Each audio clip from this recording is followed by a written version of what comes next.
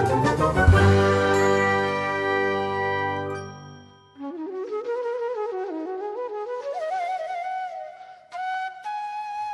समय की बात है कि एक सुंदर से जंगल में सुंदर सुंदर पंछी रहते थे।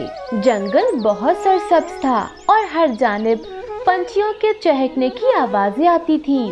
उसी जंगल में एक सुंदर सी नीलो चिड़िया अपने दोस्तों के साथ रहती थी। कुकू कौवा और मिट्ठू तोता उसके बहुत अच्छे दोस्त थे।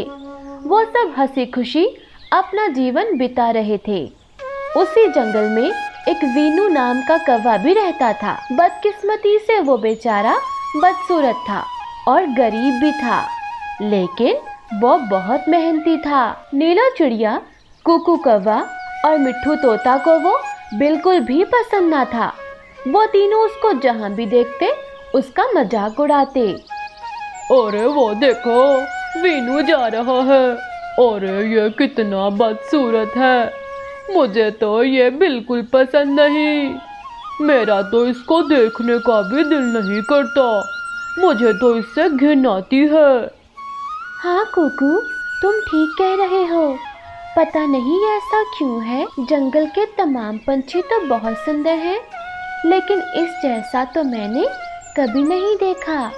अरे तुम दोनों हर वक्त उस बदसूरत वीनू का जिक्र क्यों करते हो? एक तो वो हम सबको अच्छा नहीं लगता और ऊपर से तुम उसका जिक्र करके सारा मूड खराब कर देते हो। वो बदसूरत वीनू इस काबिल नहीं कि उसको याद किया जाए। आओ कहीं और चलते हैं, सारा मूड खराब कर दिया मेरा। वीनू बेचारा उनकी बातें सुन के दुखी हो जाता, लेकिन वो उन्हें कुछ न कहता और चुप करके वहां से चला जाता। सर्दियों का मौसम करीब था। तमाम पंछी अपने घर को मजबूत करने और दाना जमा करने में लगे हुए थे। वीनू ने भी अपना घोंसला मजबूत कर लिया था और वो उसमें रह रहा था, जबकि नीलो चिड़िया, कुकू कौवा और मिट्ठू तोता ने भी मिलके अपने घर मजबूत कर लिए थे। कुछ दिनों के बाद वीनू कौवे ने अंडे दिए। वीनू कौवे ने सोचा, अरे मैं तो अकेला हूँ, मेरा तो कोई दोस्त भी नहीं।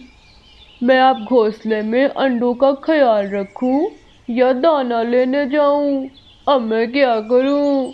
अचानक उसके जहन में एक उपाय आता है। अरे क्यों ना मैं नीलो चिड़िया, कुकू कौवा और मिट्ठू तोता में से किसी को कह दूं। उनमें से कोई एक मेरे अंडों का ख्याल रख ले, तब तक मैं दाना ले आऊंगा। ये कहकर वो उनके पास चला जाता है। वीनू को देखकर कुकू कहता है, अरे वीनू, तुम यहाँ क्या करने आए हो? तुम हमारे घर को खराब कर दोगे, तुम जाओ यहाँ से। अरे कुकू भैया, मेरी बात तो सुन लो। मेरे घोंसले में मैंने 2 अंडे रखे हैं, मैं दाना लेने जा रहा था। क्या तुम में से कोई एक मेरे अंडों का ख्याल रखेगा? वीनू की ये बात सुनकर मिट्ठू तोता कहता है, अरे वीनू, क्या तुम इस जंगल में एक कम थे जो अपने जैसे बदसूरत और कौवे पैदा करने वाले हो? हमसे तो तुम बर्दाश्त नहीं होते, हम तुम्हारे बच्चों को कैसे बर्दाश्त करेंगे? वो भी तुम्हारी तरह बदसूरत ही होंगे। मिट्ठू तोते की बात सुनकर वीनू बहुत गमगीन हो जाता है। उसकी आंखों से आंसू बहने लगते हैं, लेकिन वो कुछ कहे बगैर उड़कर वहां से चला जाता है और अपने घोंसले में जाकर बैठ जाता है और प्रार्थना करता है, ए खुदा, ये सब पंछी मेरा मजाक क्यों उड़ाते हैं? तुमने मुझे जैसा बनाया मैं उसी में खुश हूँ, लेकिन ये जंगल के पंछी मुझे जीने नहीं देते, बात बात पे मेरा दिल दुखाते हैं। ऐ खुदा, अब तू ही बता, मैं बदसूरत हूँ, इसमें मेरा क्या कसूर है? वीनू घोंसले में बैठा रो रहा होता है कि वहाँ पर कुकू कौवा आ जाता है। अरे वीनू, मैंने तुम्हारा दिल दुखाया? मुझे माफ़ कर दो। तुम जाओ दाना लेकर आओ, मैं तुम्हारे अंडों का ख्याल रखूँगा।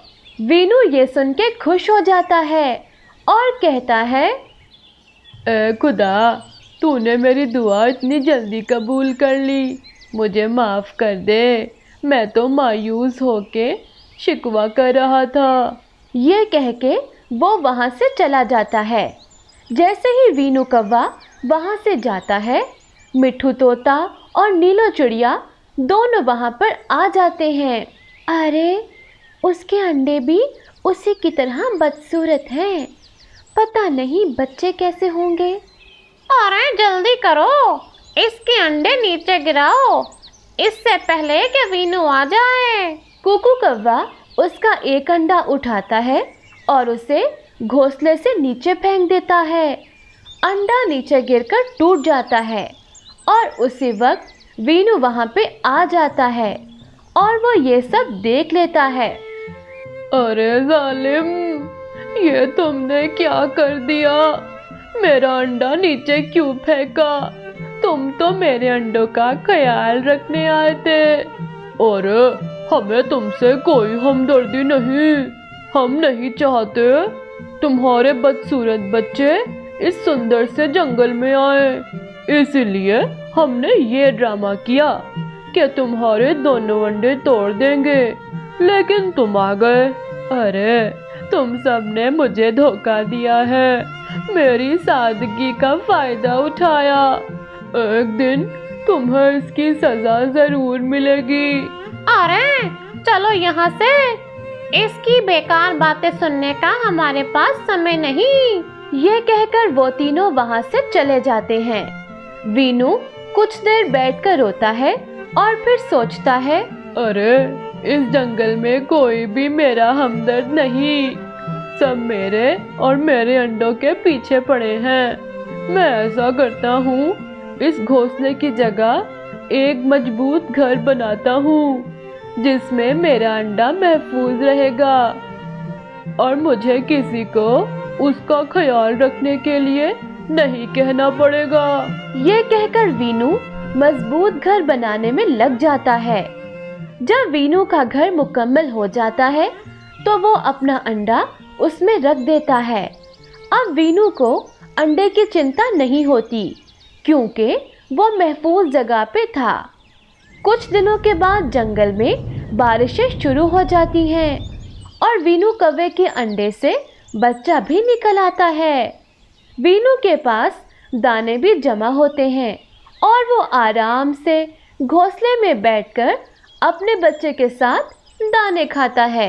एक रात को शदीद तूफान आता है। मिट्ठू तोता, नीलो चिड़िया और कुकू कौवे का घर नीचे गिर जाता है। वो तीनों एक पेड़ के नीचे बैठे होते हैं और इस इंतजार में होते हैं कि तूफान खत्म हो जाए, लेकिन तूफान थमने का नाम नहीं ले रहा था। अरे अब क्या करें, कहाँ जाएं? बारिश तो रुकने का नाम नहीं ले रही।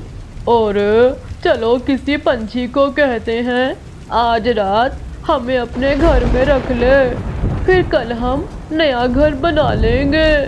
ये कह के वो बारी बारी तमाम पंछियों के घर जाते हैं, लेकिन कोई भी उनको रखने को तैयार नहीं था और वो सब फिर से उस पेड़ के नीचे बैठ जाते हैं।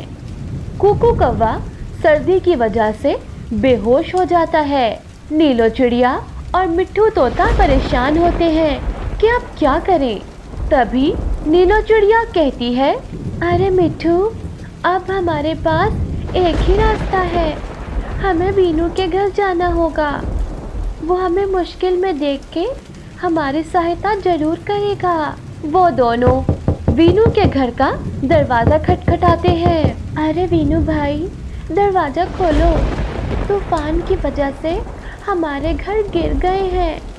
कुकू कौवा बेहोश हो चुका है, प्लीज़ हमें अपने घर आने दो। कुकू कौवे की हालत ठीक नहीं है।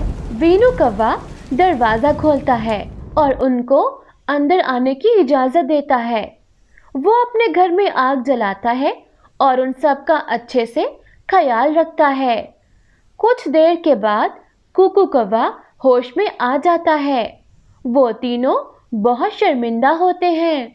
अरे वीनू, मेरे भाई, मुझे माफ कर दो। हमने तुम्हारे साथ बिल्कुल अच्छा नहीं किया, लेकिन तुमने हमारी मदद करके हमें एहसास दिलाया कि हम सब तो गलत थे। इस पूरे जंगल में सिर्फ तुमने हमारी सहायता की, जिसको हम बदसूरत कहते थे और मजाक उड़ाते थे। आज से हम तुम्हें अपना भाई बनाते हैं। मिट्ठू तोता और नीलो चिड़िया भी वीनू से माफी मांगते हैं और फिर सब एक साथ खुशी खुशी रहने लग जाते हैं।